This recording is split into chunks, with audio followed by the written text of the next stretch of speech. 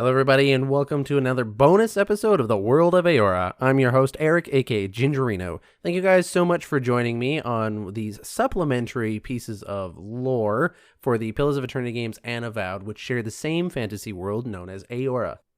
Today is going to be a bit of a weird episode for me to do, but I'm going to do it anyways, since it's a bonus episode and all that. Today is kind of going to be an overview of EORA in as a short of amount of time as I can possibly manage. Now, hear me out, and here's the reason why, is that I happen to know for a fact that there are some listeners of this show that haven't played Pillars of Eternity and don't know what it is, or anything like that. Now, there's some of you out there who I know you're looking forward to Avowed, you haven't played Pillars of Eternity, you don't want to get into it, that's totally fine, I respect that. But I mean, there are people out there who aren't even aware of Pillars of Eternity, and they don't know anything about what we're talking about. I don't know why you're listening to the show, but I'm happy you're here. Thanks for being here. You're always welcome, so continue listening. That's great. But you don't really understand anything about what the game is about or what this podcast is about, but for some reason you find it interesting. I know of at least 2 people. So this episode is for you.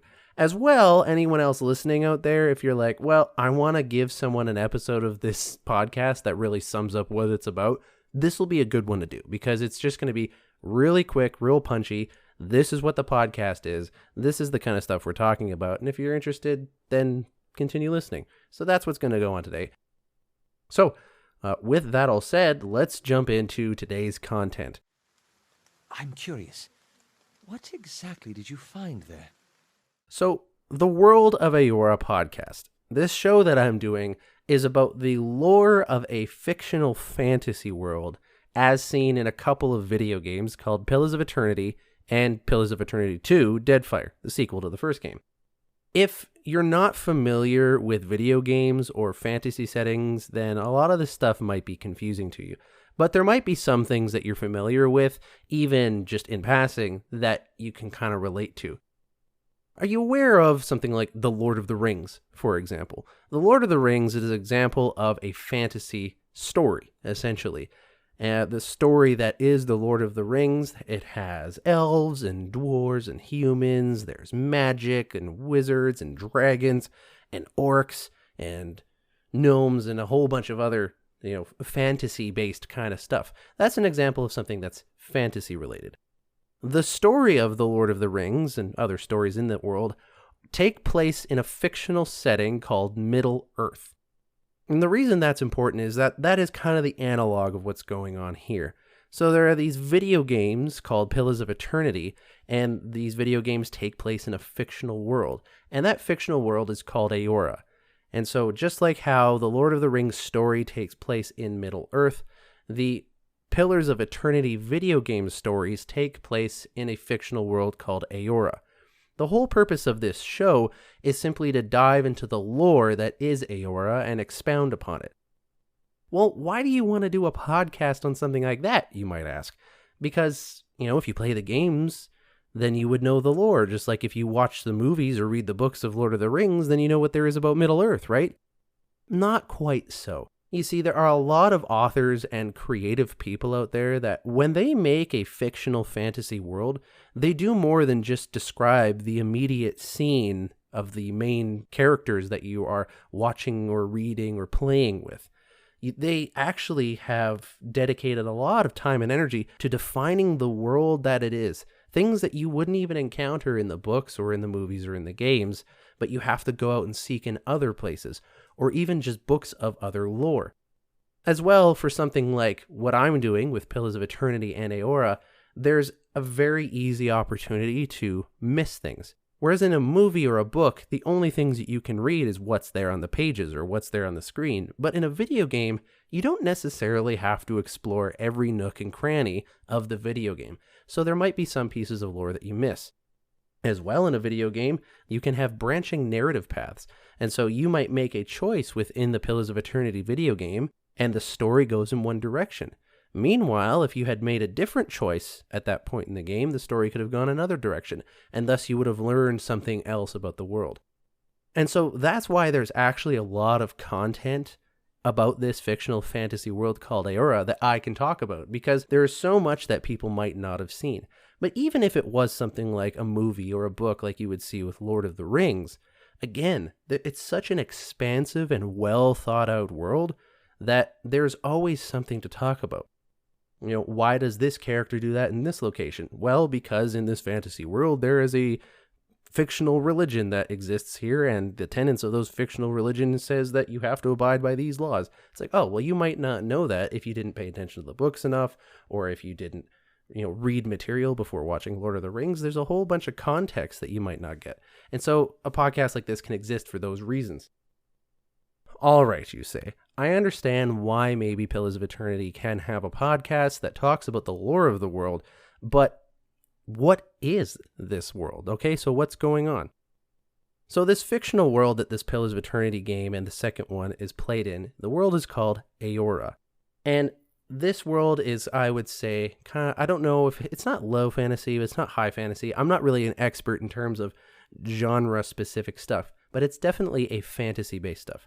There is unique races that exist within the world. You do have humans and elves and dwarves like you would see in other fantasy things, such as Lord of the Rings, if that's something you're familiar with. But there is also unique races that were created for this world by the people at Obsidian Entertainment.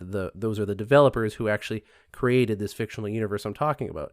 And so there's also the Amawan race and the Orlan race, as well as the Godlike race. And they're unique in their own way as well. I do episodes on them if you want to learn more about what makes them them. But besides from those races, there's also it's kind of an Earth time period to it. So like if you watch the Lord of the Rings movies or read the books, you'll notice that they don't have running electricity or anything like that. No one's got an iPad that they're whipping out there. It's swords and shields and cannons and that kind of thing. So the technology level of the world of Eora, of these Pillars of Eternity games, is about 16th century Earth stuff. They are just now coming out with early forms of firearms, that muzzle-loaded stuff, the real old, where you had to put the stuff in the barrel and shove it down with another piece of metal, and you can only fire one shot at a time. So they're about 16th century in terms of technology. Another thing that makes this world fantasy-based is the presence of magic. Magic exists in a lot of fantasy worlds. In Lord of the Rings, you don't see a lot of magic on display. So if you've watched the movies or read the books, there's not a lot of flashy magic going on. Whereas in other fantasy worlds, you might see people casting spells left, right, and center. Like, ooh, fireball over here, or I control the wind over there. It depends on the type of fantasy genre that the literature or cinema is going for. In Pillars of Eternity, magic is fairly accessible, but not everyone is using it. At least you as a player character obviously have access to magic because the developers of the game want you to feel like you're a powerful character within the story, so you have access to magic. But most of the people you talk to are not really engaging with the magic on a day-to-day level, so it's accessible to everyone, I would say, but it is not commonly practiced. At least that's been my experience so far within the games. You do have mythical creatures and fantastical beasts as well. There are dragons within the world of Eora. There are unique other creatures that exist as well, including a psychic humanoid spider called a Vithrak. I'm not going to get too deep into this stuff because I know this is just an overview, but there's, fantasy creatures like you would see in another fantasy thing. Another major aspect of what makes the world of Eora a unique fantasy setting, a unique world to tell these kind of stories in, is the presence of souls. Souls are very important to the world of Eora. In fact, they're not just in our real Earth world, there's people can debate about does the soul actually exist or not and blah, blah, blah, blah, blah. However, in the world of Eora, it is just a known fact. You have a soul. And not only do you and I have a soul in this fantasy world of Eora, but these souls actually undergo reincarnation. So the world of Eora runs on a cycle of reincarnation. And if you ever hear me talk about it in another episode, I refer to it as the wheel. That's what people in this world call it. They call it the wheel. And as this wheel turns, souls die, they go to the afterlife, we'll say, and then they come back and they enter into a new body. And that's how the reincarnation works. As a result, these souls, if you will, they have memories and experiences of past lives. Now, of course, a lot of the individuals in this world, they don't remember their past lives, but there are ways of accessing it. The reason that I'm talking about this is because it's very important to the stories that are being told. The Pillars of Eternity games, which are the only really expose of the world of Eora, heavily center their narratives around the use of what I'm going to call soul mechanics, like looking at how the soul works in this world, how it undergoes the cycle of reincarnation, and how that grinds down and wears out the soul, the stuff that the soul is made of. So these narratives are present in the game. As well, there is a unique resource in this world called Adra, and it's essentially this kind of crystalline gemstone, and this crystalline gemstone can house souls. The stuff that souls are made of, you can basically shove souls into this rock. And so this gemstone rock called Adra is also very important to the narrative. I'm not going to go deep into how all this stuff works. If you're ever interested in hearing more about this kind of stuff, then obviously you can listen to the show. But this is one of the central things that gets discussed within the narratives of this game world.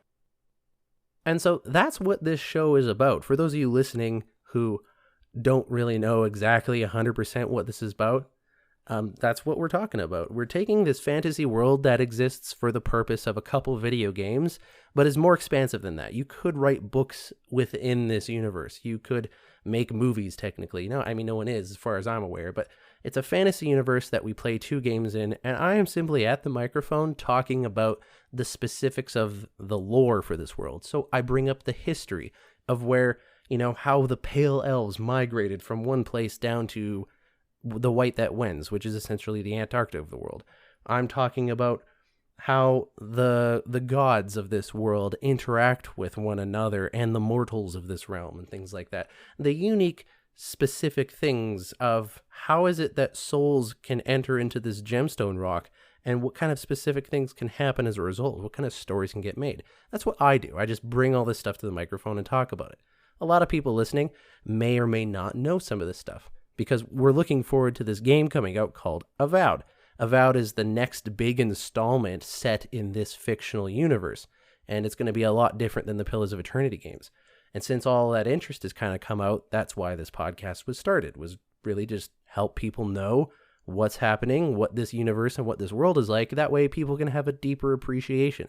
Because if new players jump into the game of Avowed and they don't know anything about the setting for the game of Avowed, then they won't be able to appreciate some of the nuances that exist. And that's kind of what I'm hoping to do, is that these people who enter into Avowed as new people to this entire world, they'll be able to, I heard about that from that podcast, and now I'm actually having a deeper appreciation for the stories and the gameplay that's going on. That's kind of what I'm hoping to do with this. So for those of you out there listening that are interested in hearing about fantasy stuff, or you know somebody that likes Pillars of Eternity and they're forcing you to listen to this, I do in fact know of at least 2 of you out there who have to listen to me all the time, even though you have no idea what's going on. But your significant other, however, they're enjoying this stuff. Hi, nice to meet you. Thanks for listening to the show. Glad to have you on. I hope that this clears up a little bit for you. Also, my mom, because apparently she's my biggest fan. Hi, Mom. I know she's listening, and she has no idea what a lot of this stuff is, but she listens anyways, because, that's what my mother does. I don't know whether I gained or lost followers by bringing that up, but whatever. I'm not making money off this. I don't really care. It's just for the fun of it. Anyways, everyone, thanks for listening to this week's bonus episode. I know I didn't have any lore stuff to go over about the last week's episode, but I wanted to do this because I've received a couple emails about it. I know for a fact there are people who don't know the world, don't know the games, or they're listening to it with their significant other, and I just wanted to reach out to them and be like, hey, welcome to the conversation. Everyone here is welcome for it. That's all we're going to discuss today. Thanks everyone for joining me on this bonus episode of the World of EORA. If you are interested in any more of the lore of this fantasy setting, you can check out my other episodes. If you have questions or criticisms, anything of the like, you can email me, worldofeora@gmail.com, or find me on Twitter @worldofeora. Thanks everybody, and I'll see you guys next week.